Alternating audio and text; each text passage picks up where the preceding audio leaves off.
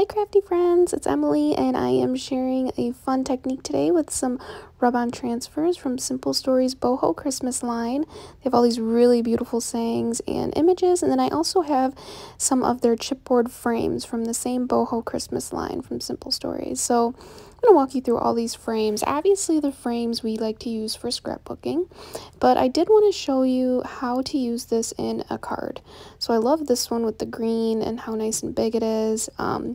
I like these two ones. You could cut them in half, but I like them maybe for scrapbooking. So I really like this big rectangle one, and I also like the circle one. So I decided I'm going to make another A7 card. So an A7 card is 7 inches by 10 inches wide with the 5-inch crease in the middle there. So I just did a score line at the 5 inches so I could fold it in half.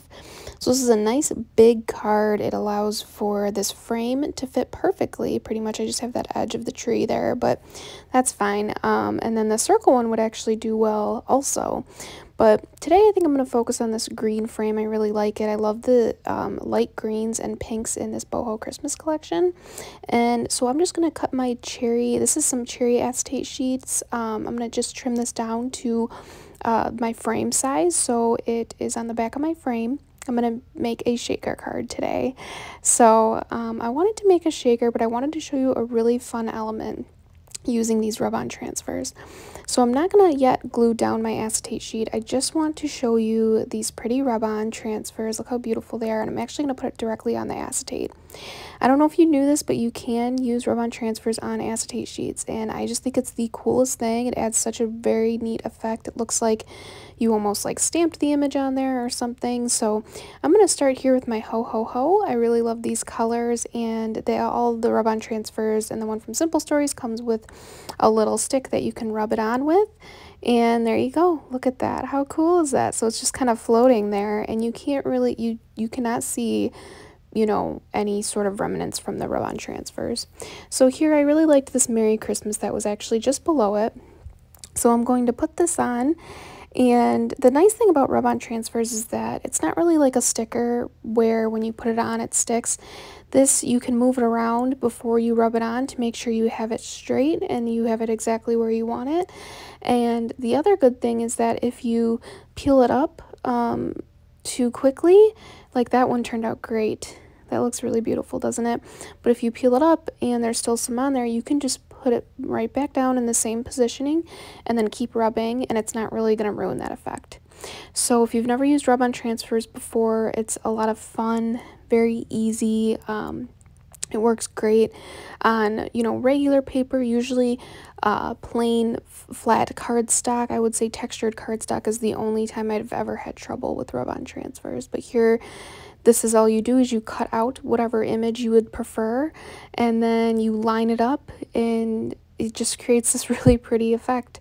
And it's almost like stickers, but there's just no edging to it, and which is one thing I really love, because for card making, that's the one thing I think that I really liked about die cutting also, is when you can die cut like words and stuff like that, and there's no, you can't see, I don't know, I just really like that. I think it looks really sharp.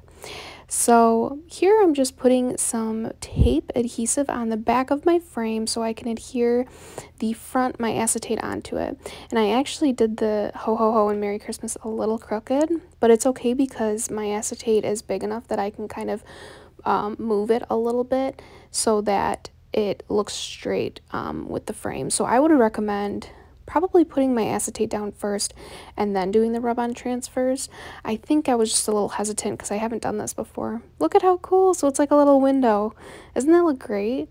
So this is going to be the base of our card, and then I'm going to create this into a shaker. Before I do that, I want to decorate the inside of my card. And I decided I'm just going to go full-blown with these rub-on transfers. I have one of my cutouts. I have a few cutouts from my free printable sheets. These go great for holiday card making. You don't have to think, you don't have to get stamps or anything like that. So this card has no stamps and no die cutting, and nothing else really, no ephemera or anything. We were literally just using these rub-on transfers. This pretty green sparkly paper is from Sizzix, I believe, and I had it in in my stash, and it just kind of matched perfectly with this boho Christmas line. So I really loved this boho Christmas line, but these are the only two things I got from it, and I wanted to show how you can get just a couple things from a line, and you don't have to, you know, buy every single sheet of paper in order to make something beautiful with that collection. Of course, it's nice to get the whole collection, right? But you don't need to. I just wanted to show that effect here where, you know, I'm just using two things, and even the frame is, I could have made my own shaker frame. So here I did cut out from our Emily Moore Designs Card Sentiment dies, I cut out the A2 liner in the green, but also here in this white. And even though the card is A5 size, I really wanted to incorporate a smaller portion where people could write their sentiments inside of their card. So I have these beautiful frames here of these leaves that came with the rub-ons, and look how cool this looks. It looks like, I don't know, like I stamped it or painted it on.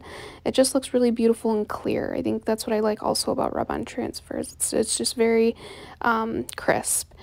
So I wanted to put this Oh Joy right above there. I thought that would look really cute, and I'm going to put a little bit more detail on the sides here. So here's a cute little mistletoe for the left side, and you just go through and cut out what images you want from rub-on transfers, and then you just rub them on. It's really that easy.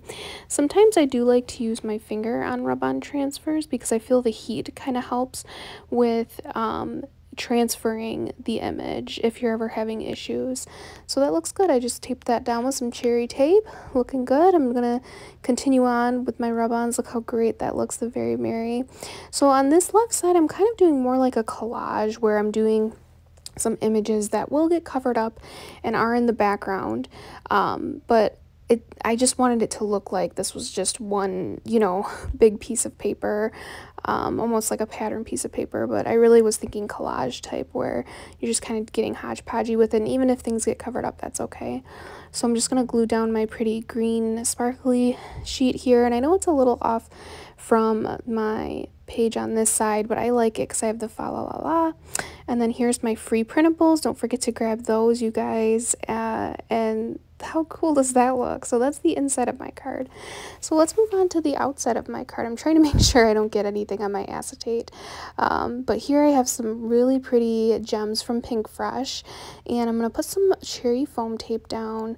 And the cherry foam tape is pretty thin, so I'm going to do 2 layers here, because I do want to use these Pinkfresh beads, and they're not as flat as sequins. I also have these other sparkly gold and silver, but I wasn't sure I liked that with this, so I actually decided to do a 3rd layer. So this is a pretty thick card. It's pretty hefty, but I'm okay with it. I'm going to hand this to somebody at Christmas. I'm not going to send it in the mail, so I'm okay with it being a little bit thicker. So this is looking really cool. I love these beads in here. Now that I have the 3rd layer of foam, it gives me a lot more space for those Pinkfresh gems. And now I'm going to add some Wow Sparkles from Catherine Pooler. I just love these. I think they look like snow, and I think they go a little bit better with this collection than my gold and silver ones. So I have this 3rd layer of foam tape here. I'm going to peel off the backing, and then I have all my gems down on the base of my front of my card. And I'm just going to gently press this down, making sure it is straight on my card. That looks great. Okay, so just make sure you press down all the way on your foam so that nothing falls out. And look at how cool that is. This is a pretty cool shaker. And look at, you see how thick it is. It's a thick card. But here's that pretty sentiment that's free. And then all these beautiful rub-on transfers, including on that acetate sheet. So that's how you do a shaker with some acetate. Thanks for watching.